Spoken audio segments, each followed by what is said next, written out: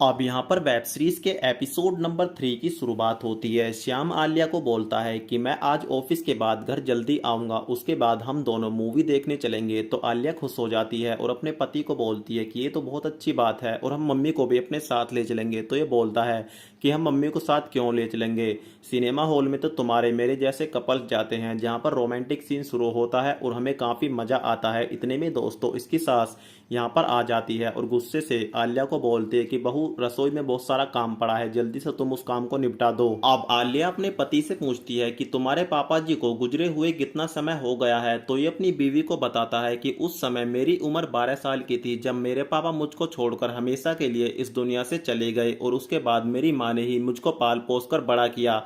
अब ये अपने पति से पूछती है कि तुम्हारे पापा के गुजरने के बाद क्या तुम्हारे दादाजी या तुम्हारे नाना जी ने कभी तुम्हारी माँ की खुशियों के बारे में नहीं सोचा। अब इस बात को सुनते दोस्तों श्याम इसका गलत मतलब निकाल बैठता है और ये अपनी बीवी को बोलता है कि मैंने कभी सपने में भी नहीं सोचा था कि तुम्हारी सोच इतनी गंदी हो सकती है।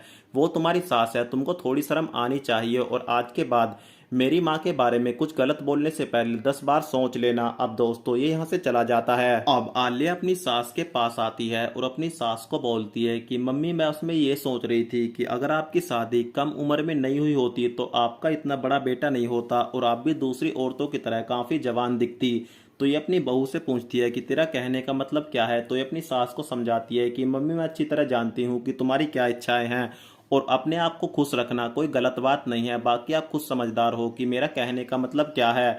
उसके बाद दोस्तों ये अपनी मम्मी को एक हिंट देती है और बोलती है कि अगली बार जब आप मार्केट जाओ तो बाल खुले रख के जाना, क्योंकि खुले बालों में आप काफ़ी सुंदर दिखती हो। उसके बाद दोस्तों इसकी जो सास होती है अपनी बहू की ये वाली जो हिंट है उसको पसंद आ जाती है और ये अपनी बहू की बातों से खुश भी होती है।